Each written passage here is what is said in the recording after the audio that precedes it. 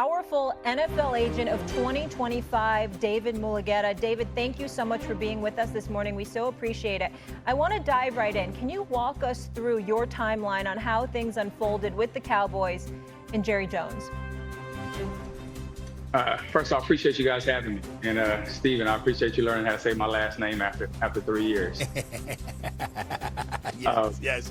But no, as far as the contract, for us, this kind of moved at a normal pace initially. We were open to doing a deal, as we stated, with the Cowboys after his third season.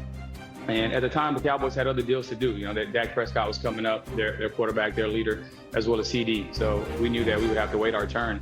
So after his third season, after his fourth season, we asked again if they were ready to start negotiating a deal. And at that time, they told us they would let us know when they were. And for some reason, that never happened with me. David, thank you for being on the show, which, by the way, props to you because, Lord, you're hard to get. I had to ask you for months, for crying out loud. It took me months to get you on the show because this is not something that obviously you're prone to do. So I really, really appreciate you coming on the show.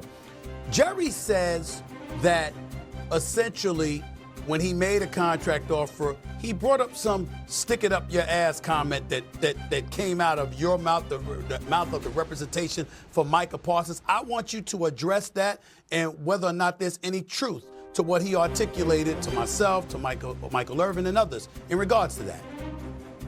Yeah, it might be hard for some to believe, but I don't think I've ever used that phrase in my life. And in my 40 plus years, I definitely wouldn't use it with somebody that I have to work with or somebody that I plan on working with in the future. So no, that wasn't true. And it was a misrepresentation of what I said. What I did tell them was if they believed that the contract was already finalized and they were sending it over to me to be rubber stamped, then, they probably shouldn't send it over.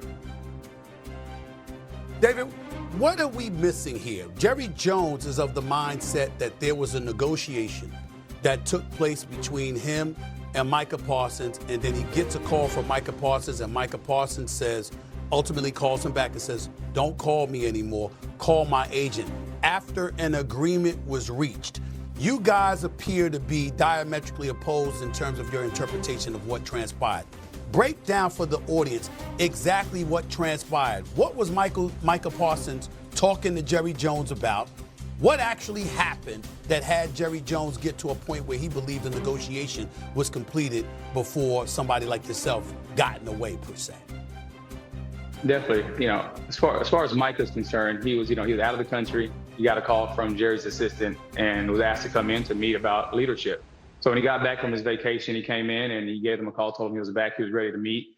At some point during that meeting that was represented to him was going to be about leadership, it turned into contract talk. And, if you're a 25-year-old football player and your boss, who happens to be the most powerful person in the NFL, starts talking about contracts, it's hard for you to end that conversation. So they had a conversation.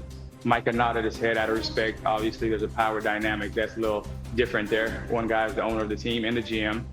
And the other one is Micah Parsons, a young 25-year-old football player. So I'm not sure if there was a miscommunication there by the time Micah walked out, but at no point did Micah believe that he was negotiating a contract. So with that being said, what was the issue, or what has been the issue, or has there ever been an issue between you and Jerry Jones where it would seem very, very simple? You're one of the most influential agents in the world, clearly the most powerful in the NFL in the eyes of many. It makes no sense to a lot of us why Jerry Jones would refrain from wanting to talk to you to a point where he's almost willing to lose, or actually literally willing to lose, Micah Parsons, rather than sit down and have a negotiation with you. What is that about? I think that was the part for us that was the most confusing, right? I understand Jerry's always going to do what's best for the Cowboys, and we get that, right? His job is to do what's best for the team and put them in the best situation to win.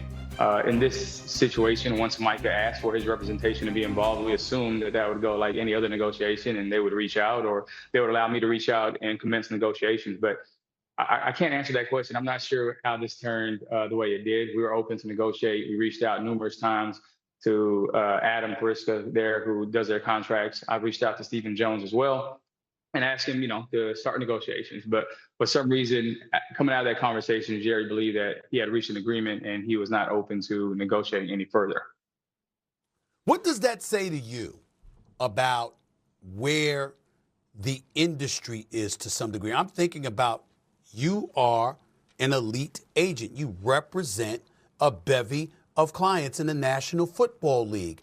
It seems clearly understandable to the point where the NFLPA, the NFL itself, should be involved if somebody is refusing to talk with a player's representation. What do you say about the state of affairs that exists as it pertains to that issue, an unwillingness to talk to an agent? What does that mean to you? How do you absorb that? I honestly don't take it personal. Like I said, I think Jerry's job and it has always been to do what's best for the Cowboys, right? This never turned personal for myself or for Micah, right? This is another negotiation. We didn't understand why they wouldn't talk to his agent, since I would say probably 99% of the contracts that are done across the NFL are done with player representation. This day and age, contracts have gotten to a point where they're so, convoluted. There's a lot that goes into them, from guarantee structure to APY to signing bonuses to cash flow. So to expect somebody like Micah Parsons to be one of the best defenders in the NFL and also a great lawyer when it comes to contracts, I think it's a bit unfair. His job is to go out there and chase quarterbacks, and our job is to go out there and chase commas for him. So, again, I'm not sure exactly why it went this way, but we were always prepared and open to negotiate a contract with the Jones family. Are you an advocate of the NFLPA getting involved to a point where they're probing into this situation in terms of a refusal by an owner or by an executive, or in Jerry's case, he says the GM of the Dallas Cowboys refusing to really talk with you and negotiate a deal? Do you expect, anticipate, or even hope that the NFLPA will get involved in probing this issue? My expectation is that the NFLPA, that's what they're there for, right? To protect player rights. So I would assume that they'd want to look into this, but, as far as how they do that and how they operate, it's a little bit above my head. What about your concern, because you represent George Pickens as one of the clients that one of your clients. He's on the Dallas Cowboys right now. He's approaching a contract year. You had an issue as it pertained to Micah Parsons in terms of your communication with the boss of the Dallas Cowboys. What are you anticipating when it comes to George Pickens? Yeah, my partner Trayvon Smith and I represent George, and again, we've talked about that over and over again. There's nothing personal here, right? It's a business transaction as far as the contract is concerned. So if George Pickens does what we expect him to do, which is be one of the best receivers in the NFL this year, we'll have those conversations with the Cowboys. And if they're open to having that dialogue with us and negotiating a long-term deal, then, we'd love for George Pickens to be a star with a star in his helmet. But if that's not the case, then obviously we'll see what else is out there for him. But again, this is not going to affect any negotiations moving forward for us. That's the way I was going. Before I let Molly chime back in here, my last question to you is there anything particularly emanating from this whole Micah Parsons brouhaha that you want to express to the public at large out here, as it pertains to your business, as it pertains to player representation, Micah Parsons specifically, or anything like that? Is there anything that you want to address or you want to say that you don't believe anybody is focused enough on?